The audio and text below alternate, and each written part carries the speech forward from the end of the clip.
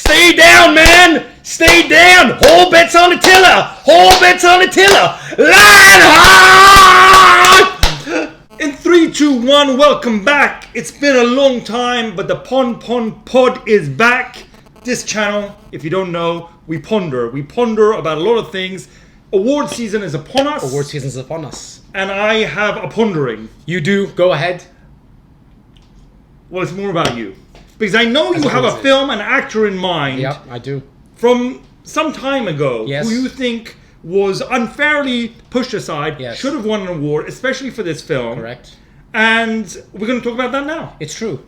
Go ahead. He's been far too often maligned for his acting chops. A very famed actor, by the way. A very famed actor. Far too often maligned. Never been given any credit for his thespianism. Yes. For his skill, for his his transference of emotion. Correct. Onto the silver correct. screen.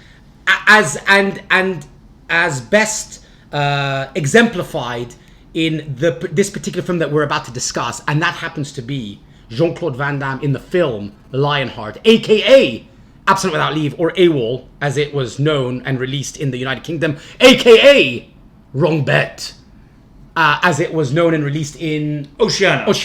Okay. Oceania being the Australasian, which is where I believe you watched the film for the first time. Absolutely, yeah. I did. Wasn't it the island of Fiji? Or the Christmas island, something Sure. around that period, yeah. Sure. Okay, fine.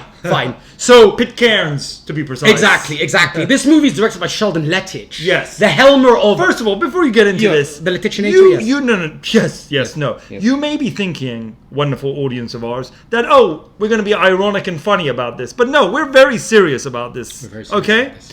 Sincere and serious. Yeah. Please continue. This is a properly conscientious appraisal of the acting chops that I think Van Damme demonstrates very, very, acerically and sincerely and effectively from start to finish. Very effectively. In what is actually a more complex role and a more complex performance than he's given credit for. Absolutely. And I think the problem is that people view this film through the prism of their kind of action movie glasses, whether it's critics or audiences. And plus he's associated with the likes of Sylvester Stallone, Correct. Arnold Schwarzenegger, action. Not enough emotion, not enough focus on the acting itself. Correct. And also to his credit or discredit, whatever you want to say, because he's a great action star of the 80s and 90s. But his acting style in other films has obviously bordered, if not gone into cheese overload, right? So it can be kind of seen in, for example, the dance scene in Kickboxer, sure, which is so often parodied, sure. And people view Van Damme that way. I also think the fact that he's this kind of zany character off screen, and he's become this kind of crazy parody of himself now, means that people were never going to look back on his work with any real degree of, I want to say, seriousness. Yes, well, or appreciation, at least for the acting craft and the thespianism, in my opinion. Sure. And I think, by the way, that in this film, he demonstrates it from A to Z. I'm not an acting coach, but I actually want to put this on display for people to critique. All right? Right. So, listen. Why this film in particular? Why not Bloodsport? Why not Kickboxer? Because ultimately the plot is very similar. Okay, so I think you're right. So Van Damme made a name for himself in those other two films, playing very limber, agile martial artist, fighting in tournaments. In Indochina, Far East Asia. Here's another tournament. This movie is set obviously in the US. Okay, it's almost as if Van Damme's has evolved as an actor, and the action's been now shot sort of stateside. I think it's a very, very interesting deep dive, or maybe medium dive, into the kind of the underground street fighting subculture. Right. And I think that's handled very, very expertly and very faithfully. And I think it's I think the introspective into that, which is done presumably by Sheldon Lettich and the writer of this film, is is treated very, very realistically. Yes, and I think it's done conscientiously, and there isn't an overload of action as well in it, right? It's not cartoonish. It's not cartoonish. It's very raw. It's very real. And you know, we love Bloodsport and we love Kickboxer, we love Double Impact. Yes. But the fight scenes, which are exceptional, they're over the but top. they are so heavy Yes. on glitz and glam. Yeah, right? the fight scenes don't happen in that. Exactly. way. I mean, it's fights a are typical boring. movies fight. Exactly scene. right. And this is more of a realistic, raw, almost documentary style fight scene. I completely agree, but Yeah. you really feel the punches when they Yeah. land. You feel that they're This spilling guy's blood, getting hurt, yes, right? yeah.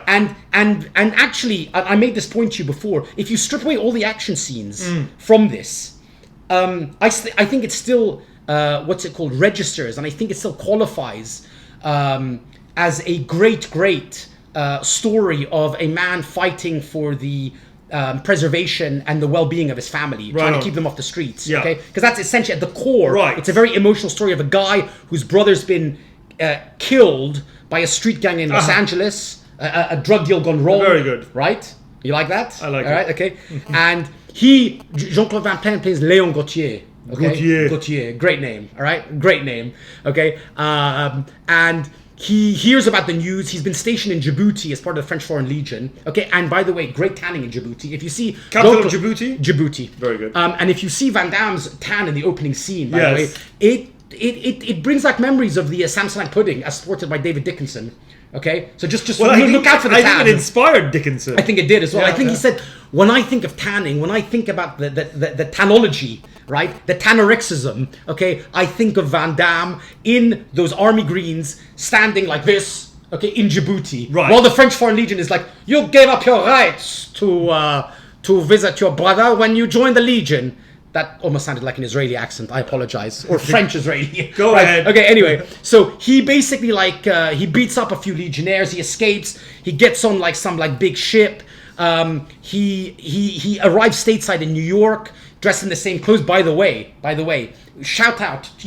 Actors, some people, they just look good on screen, okay? And I have to say something. Van Damme, okay, in high-waisted jeans, tight, right, with a flannel shirt, Lumberjack style, okay, walking through, okay, very much like Gear in our previous video. Exactly right, by the way, and it's the Van Damme strut, it's the Gear strut, okay, versus the Van Damme strut. The Gear strut is more of a look, like a kind of like a sway, sexual, with some homoerotic sensibilities and accoutrements, fine. Okay. whereas Van Damme's is like it's in the quads, right? Okay, it's like he does it with his legs first. Okay? He's got those ballet quads. He's got the ballet quads, okay, but he's also got some good shoulder, what do you call it, flexing, okay? Boulders for shoulders. Exactly, yes.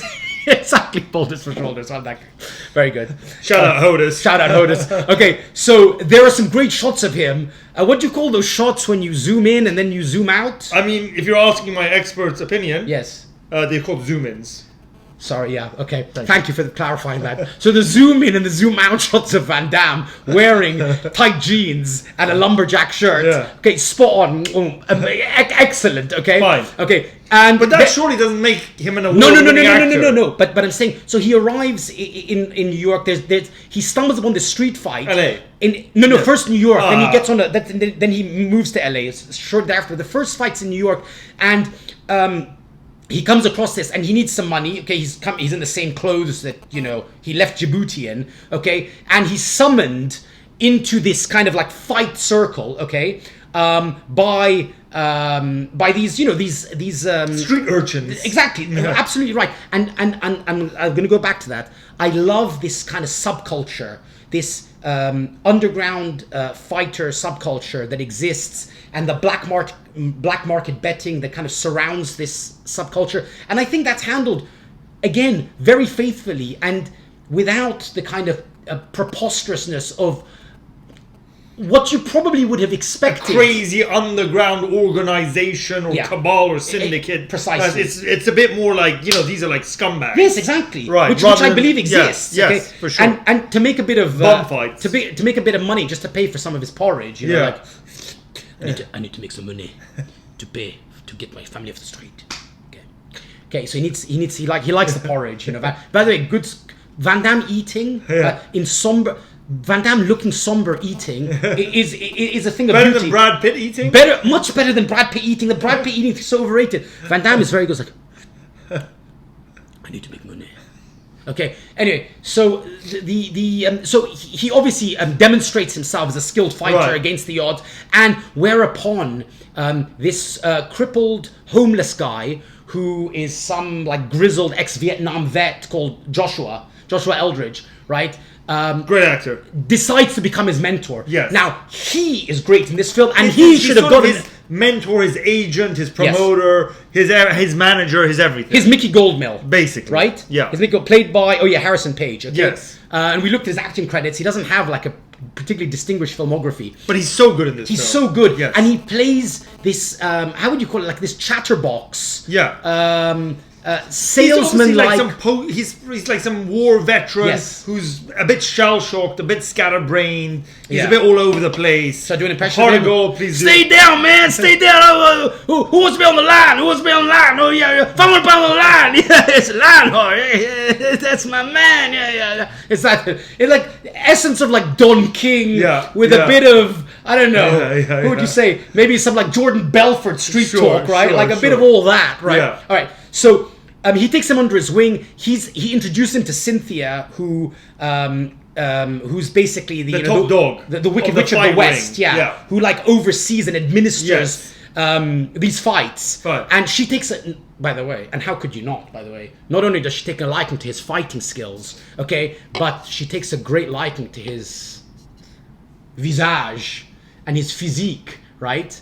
And she takes him on a shopping spree that's, by the way, every bit as iconic as that Richard Gere takes Julia Roberts in Pretty Woman. I mean, it's actually probably inspired Pretty Woman. I think it did, and it was the same year. But like a great, like montage, like fast-paced montage of Van Damme in like turning and glancing at the camera, like, hey, very nice, very nice, straight from Marseille, like with the paisley kind of silk Versace like shirts and the double-breasted suits. But at the end, like he's not comfortable about this, and that's where the nuance in his acting performance comes through in every scene, because he's coming to America to try and get his family off his brother's wife, his brother's widow, and their daughter off the streets, and he's fighting essentially to help pay their bills off. Okay, and the wife wants nothing to do with him because she blames him for her husband dying. Right, so she shuns him. She's like, I don't want to hear from you, brother. He starts agreeing to fight, and asks Joshua then to administer the checks to her under the guise of like an insurance policy that her husband left behind when he died. Okay, but he's very conflicted by the fights, and I think that's what makes it so. I think that's what makes his acting performance so nuanced. I think when he doesn't want to be doing this. He doesn't take any particular joy from doing this, and so there's an inner conflict. And I think he's kind of fighting demons inside. What comes to the fore and all of that comes across on the screen. It comes across so emotionally, and I mean, it's basically like watching Al Pacino in The Godfather. I mean, I'm not actually. I am going to draw that parallel. I'm going to draw that exact parallel, by the way. And throughout this.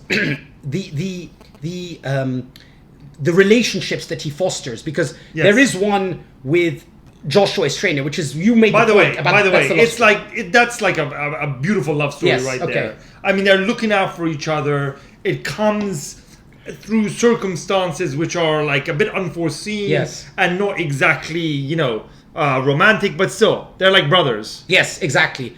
And there's lots of talk about like their backgrounds and how they came to be where they are now, and Joshua trying to encourage Leon to make the right choices, to not give himself entirely to this kind of fighting subculture because it will destroy him. And the Van Damme character, his interactions with Joshua, his interactions with his niece. Yes. By the way, when the niece. And it's not done gratuitously, is what I love. It's not done in a forced kind of gratuitous shove it down your throat manner. He sees the girl from afar, and he, and by the way, the score by who did we say? John Scott. John Scott. Okay, is really is very melancholic and poignant. Orchestral. And also orchestral. It's an orchestral instrumental masterpiece, by the way. Up there with Zimmer. Up there with Zimmer, exactly. Like we talked about Zimmer's like impact in films like Black Rain and Rain Man, and this is exactly the same. When Van Damme sees his niece and she doesn't know that he's her uncle, it's like, I'm Nicole and I'm 5. This is my bicycle. It's like, c'est très joli ta bicyclette. He's like, my name is Leon. My name is Leon, and you can feel the pain that, like, reticent. Yes, exactly. Reticent affection. Reticent affection. Reticent affection. You can feel. I think that was in the subcontinent. It's the title of the film. Is that what it's called? Yes. Yeah. Okay. So you know, and also when the kind of the conflict between his sister-in-law and him, where she's like shunning him and shouting at him, and he kind of wants to stay and he wants to help them, but he understands that his advances are being rebuffed, and very, very well handled. It's all in the face. You know, this sullenness, this melancholy that kind of like you know, overcomes him throughout, and then there are small, what do you call it? Breakaways. Yeah. When Joshua lightens the mood, and he can kind of let out a smile or a kind of levity. Exactly, a smirk or or like, you know, a laugh or something like that, right? Again, well handled, subtle, not taking advantage of the audience. Yes. Okay. Not playing, you know, what they call fast and loose with the rules of the audience. You know, they're keeping it authentic, respecting the audience. Absolutely. And I also said something about this. We talk about the action scenes. Van Damme, you know, you should get acting credit for being a great on-screen fighter. Why shouldn't you? That is about physical performance. People talk about like putting on lots of weight or losing lots of weight. De Niro in Raging Bull, or Christian Bale in, which was the movie? Was it Vice?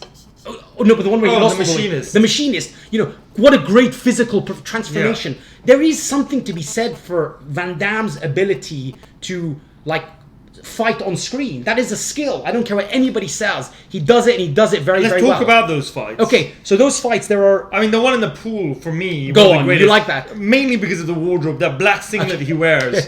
Always wanted to, the leotard? Yeah, whatever you want to call it. Like, I was 12 years old and I went and bought the same one, but I didn't quite look the same as Van Damme. Nevertheless, you try, right? Okay, and do you remember how he concludes the fight? How can you forget? Go on. The flying elbow. Yes, exactly. It is. Pow! Okay, great scene. Yeah. There's the one in the car park. Right. With the Scottish guy in the kilt. Yes. I think he's paying homage to Roddy Piper. Yes, one of our favorite wrestlers of yesteryear, right? Yeah.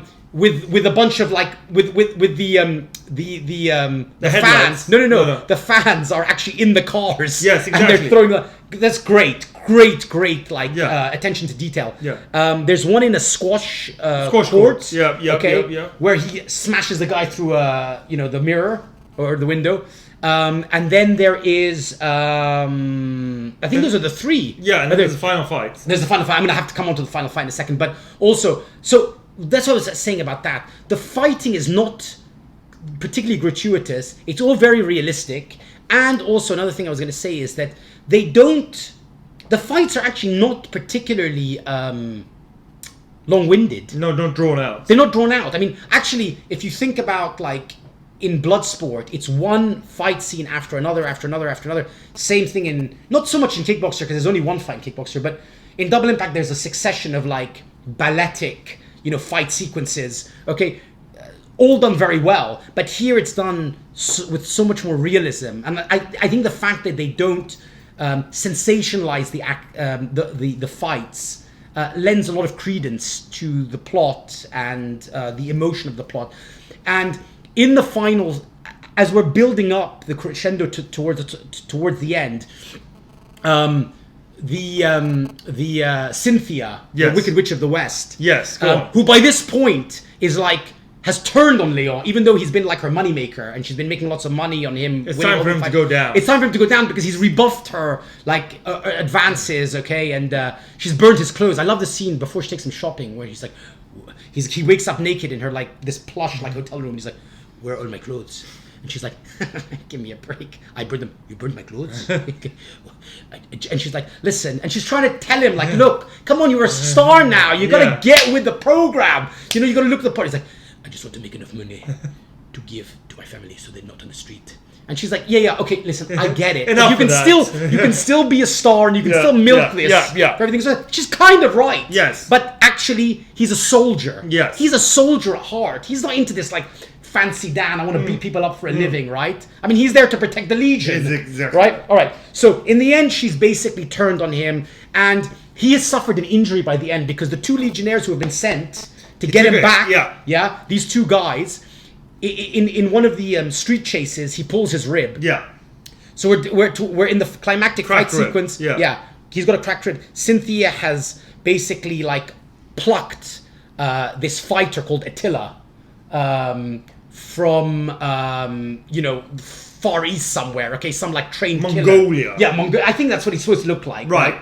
And he's a Hun. He's a Hun with this crazy like black like mullet and these crazy black sideburns. And by the way, he's got a love for like feline. They're these beautiful. It's like white cats. A Blofeld homage. So they're painting him as like this like supercharged Bond villain almost, right? Great writing, by the way. He's basically the head villain and the henchman in one. Absolutely. He's got the cat and he's like this big like muscle bound guy and a fighter, right? He looks great. Yeah, he looks great. Iconic. He's so scary. By the way, Abdel Kizi, yes. Moroccan ex-Moroccan boxer. ex-boxer. He was a professional boxer. He played Arab guy in The Order, I believe. He did play. He was billed as the Arab guy in The Order. Yeah, another great Van Damme movie. Yeah. All right, so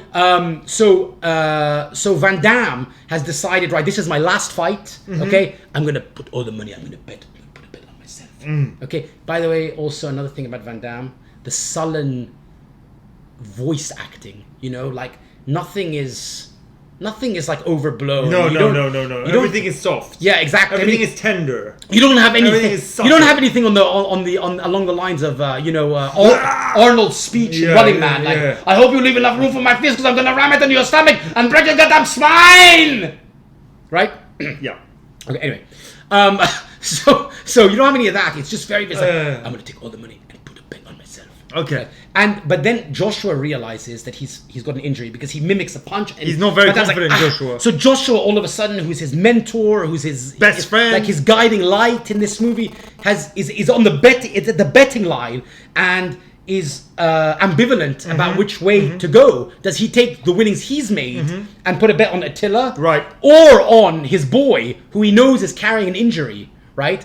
Now, Attila's fighting style... Quite the quandary. Now, Attila's fighting style... You remember his fighting style, what he does? No. The rope-a-dope. He's a rope-a-dope. Oh, yeah. What do you tell the audience about the rope-a-dope? Like, he feigns like some sort of injury or fatigue that he can't really go on. And so his opponent feels confident, like, I'm going to win this fight. Yeah. And that's when he turns the table. Yeah, exactly. So he lulls you into this sense of security and confidence. Yes. And then he like unleashes like a bunch of death moves. Yeah. Right? So the fight starts. And by the way, Cynthia, again, was very, very, very like expertly handled. Yeah. Well, this betting ring, she induces all these like punters and these big shots and the whales to bet on Leon.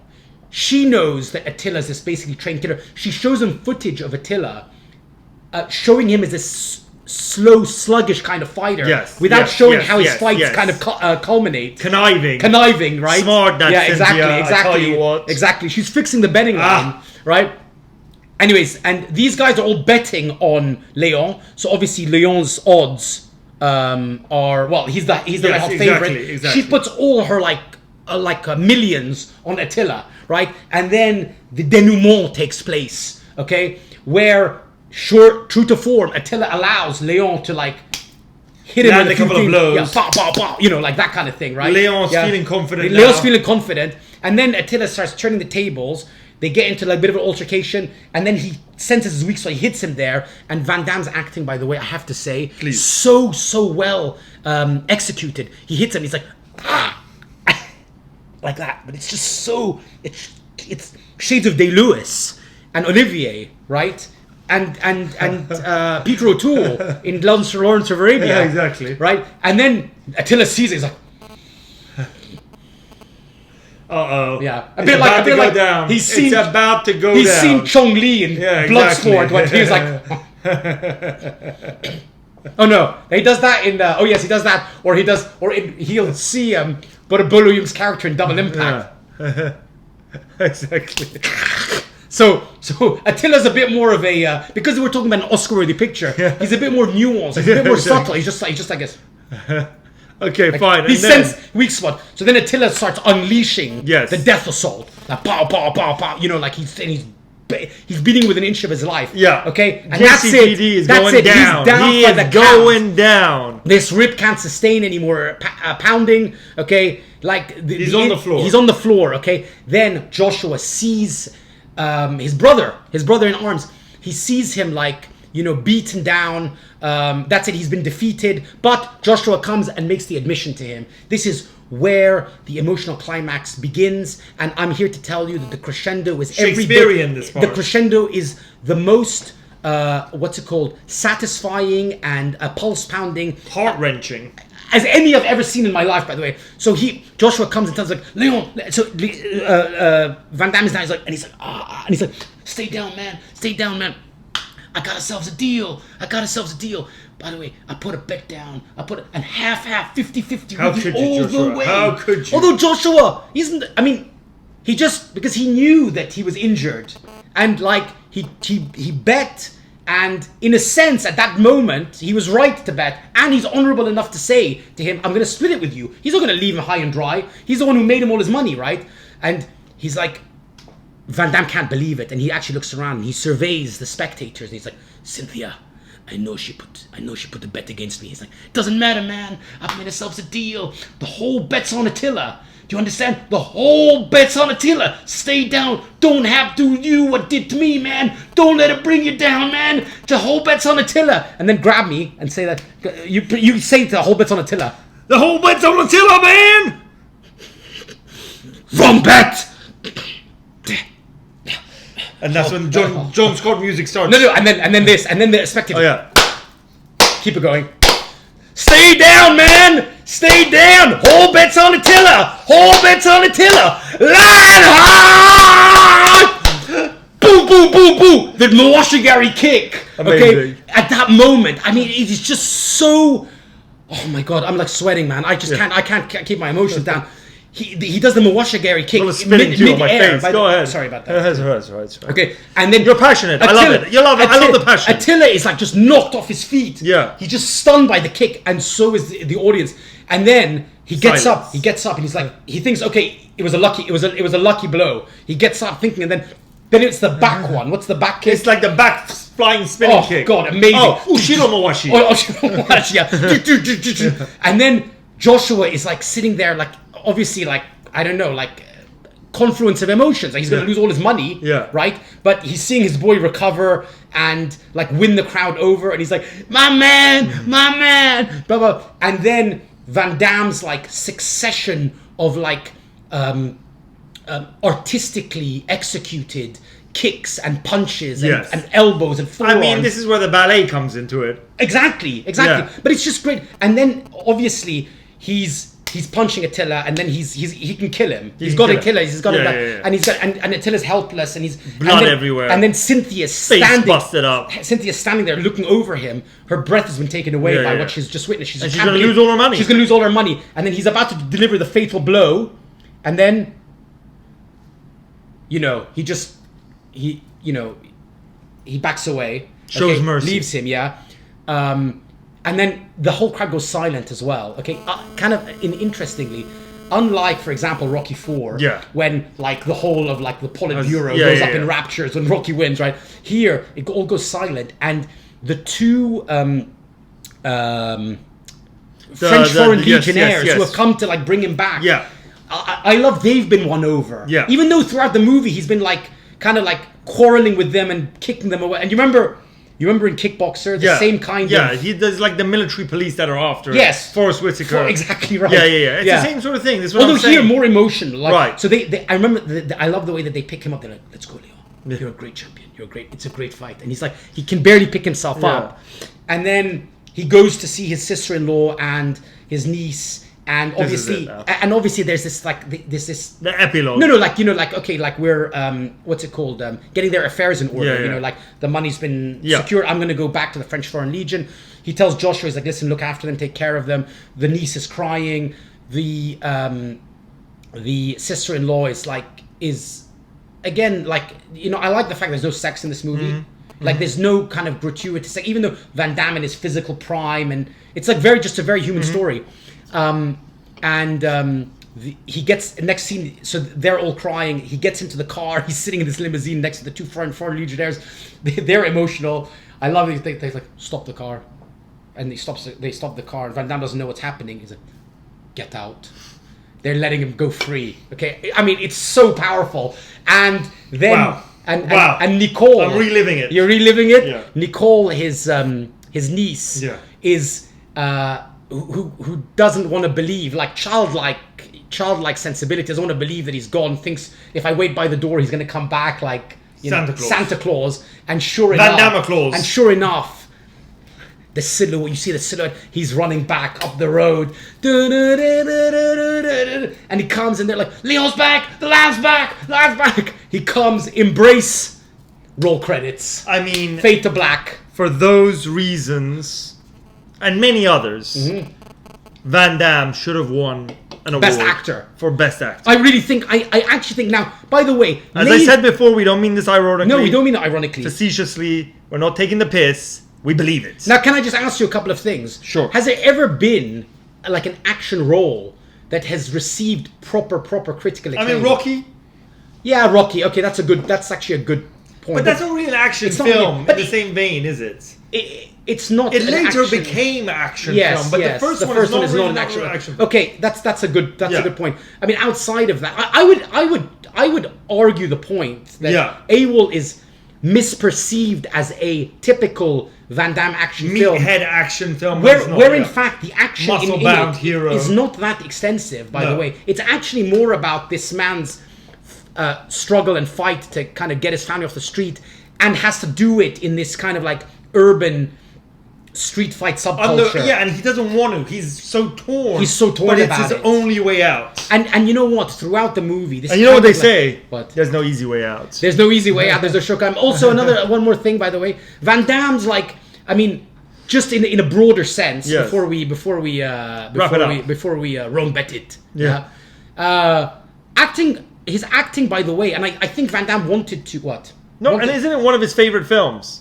He said it's one of his. He said that and Time Cop, which is his most biggest box Yes, office one, and exactly. I think that's where he reached his apex. Yes. In terms of like stardom. Okay, but you know, in this film in particular, and I think Sheldon Lettich, the director, has said that his female fan base likes this movie the most because it shows the compassionate side, it shows the human side. And it really does, by the way. It really, really does. And I'm not being hyperbolic when I say that it should have been recognized at award season.